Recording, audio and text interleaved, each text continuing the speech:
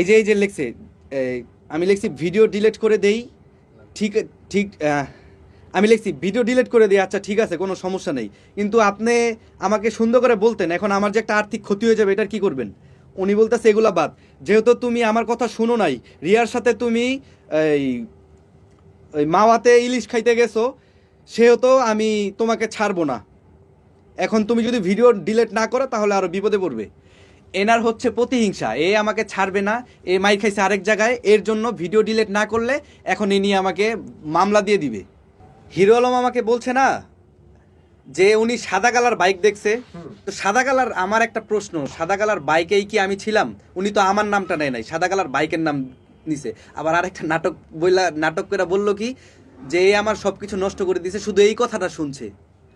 উনি কি মাইর খাওয়ার পরে ওনার কান কোন তবদা লেগে গেছিল তখন আর কোনো কথা শুনে নাই?